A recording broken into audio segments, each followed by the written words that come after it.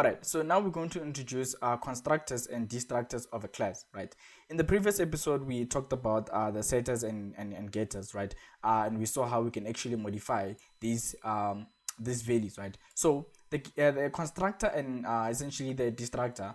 Firstly, let's talk about the constructor, right? We say that the constructor essentially it's a special method, right? It's a special method within the class, right? That does not need you to call it, right? So it does not need you to actually call it. For example, let's go ahead and create a setter, right? Let's go ahead and quickly call it a setter, right? That means now I would have to say human dot set age, right? Because I have to actually call the function when I want to use it, right? With constructors, right? Essentially they are automatically called when you create an instance, right, of the class, right? That means that in simple words, whenever you create an object, the function automatically gets called, right? So for example, whenever this happens, right, meaning we're creating an instance, or rather we're creating an object of this class, that special function that we're about to create would essentially be called automatically. You don't have to manually call it, right? So the benefit of this is that a constructor can essentially be used to set up our class, right? Essentially, we can set up our values, right? You can imagine when you create an object for rather a human object, you would want to set up the information from the get-go when the object essentially starts, right? You'd want to have their name, their height, and age recorded from the get-go. You don't want to wait later on and use your setters, right, to essentially set up those values, right? In most cases, setters are used to modify those values, right? Not necessarily set them up in terms of from the get-go when the object is built, right? So how a constructor works is essentially we can go ahead and essentially type the name of the function, rather the name of the class that we have created, right? So we can see how this matches that, right? So in any other class, if the name of your class was dog, you would just replace this with dog. It has to just match essentially, right? And then it is a function, right? So it will have the curly braces, and whatever is within these two curly braces essentially belongs to this function, right? So how this works is, like we said, this function will call itself automatically when we receive, rather when when an object is created. That means that now if I wanted to set my data from the get-go, I can go ahead and say receive. I'm gonna receive 3 parameters, right?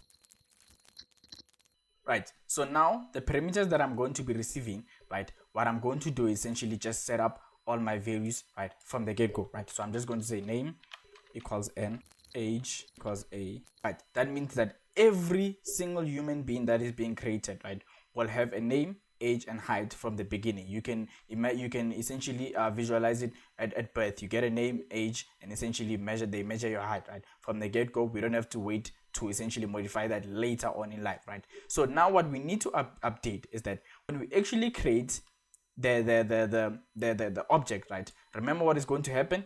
This is going to be called automatically, right? And this is a function, right? This is a special method or a special function, right?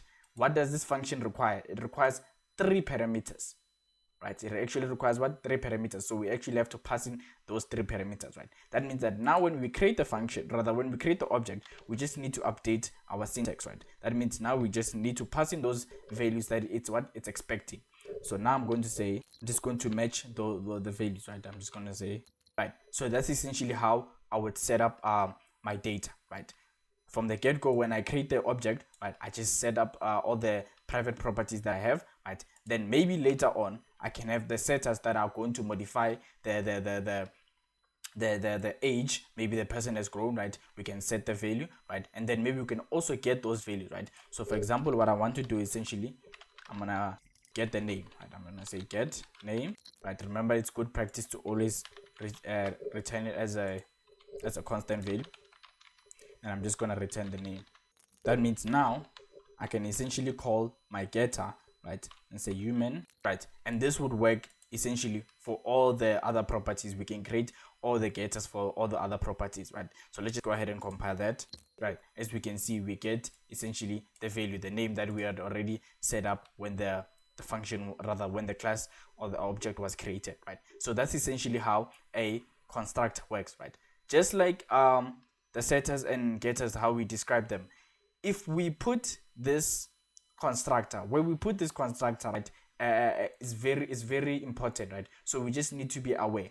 In the case whereby we're actually expecting parameters, right? Remember, if I was to remove this and put it in a public, or rather in a private interface, that means that now I cannot actually set up those values because I don't have access to this, right? I cannot essentially set up those values because I don't have access to it, right? But in a case whereby maybe you're not expecting parameters, then I don't see any harm in your constructor being in the private section, right? Because automatically it will be called, right? But now it is being automatically called, right? But the problem is that now, as much as it's being automatically called, we cannot actually access it. It's automatically called, but it cannot be accessed because what? It's in the private interface, right? So just be aware of that, right? Just ensure that you put your constructor in a public essentially place, right? And then how a destructor works, essentially, we said that this is called automatically at the beginning of the class, right? Or when the class is initially created or instantiated, right? A destructor essentially does the opposite, right? It is called automatically when the either one of the two things happens, right? When the object is destroyed, right? We'll see how that works, right? Or when the object goes out of scope, right? So let's just go ahead and see how we can set up our destructor, right? So a destructor also shares essentially the name of the function, right? So that's essentially how we differentiate between a destructor and a constructor. A destructor will have this symbol in front of it, right? So we can go ahead and say human, right? This is a destructor, right? This is another special method that will run. This will run automatically when the object goes out of scope or it is manually destroyed, right? So what do we mean out of scope or manually destroyed, right? So essentially what I want to do is essentially create a pointer variable, right? Just to emphasize my point, I'm going to update this parameter, this private property to essentially I'm going to update this private property to a pointer variable, right? That means that now I actually have to create the property on the heap, right? So what I'm going to do is essentially say name new string, right? If pointers and variables are still a bit difficult to understand, I would suggest you go back to our previous videos, right? So but essentially what we are doing here is essentially just creating memory on the heap, right? So let me just go ahead and remove this. That means now when a property, rather when an object is created, we expect the name, right? And we actually place that name on the heap, right?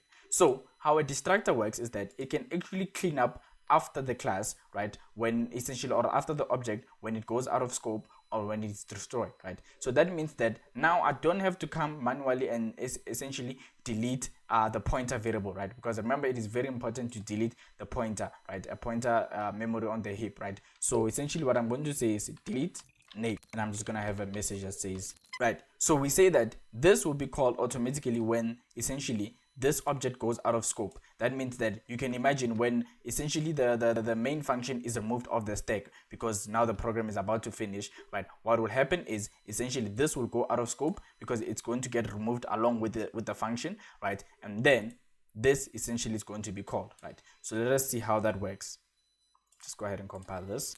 All right, so we can see that what happened is essentially right before the function went out of scope, what happened is that this ran automatically. We didn't have to call it, right? It made sure that it essentially deleted the pointer variable, so we didn't have to worry about any kind of memory leak, right? And essentially just printed that out, right? So that's essentially how a destructor can be used, right? So the alternative way we say that it is when an object is destroyed, right? So when an object is destroyed, we refer to when we essentially allocate an object on the heap, right? So I'm just going to go ahead and say new, right? So when we create essentially an object on the heap, right, what we can later do is essentially delete that object, right? So what happens is now we are destroying that object. What is going to happen is the destructor is going to be called automatically. That means that the destructor can now clean up after itself, right? Or clean after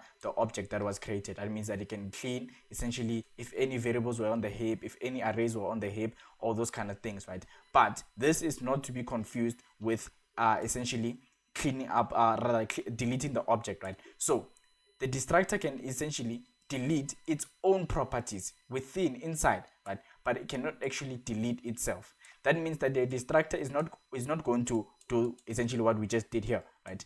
If we leave this and we don't delete, we can still essentially get memory leak because we haven't actually deleted this object, right? This destructor essentially deletes the properties within, right, and not essentially outside, or rather, yeah, right, outside, right? So that's essentially how destructors and constructors work, right? So if you enjoyed this episode, go ahead and leave a like, subscribe if you don't want to miss any new episodes. Otherwise, cheers.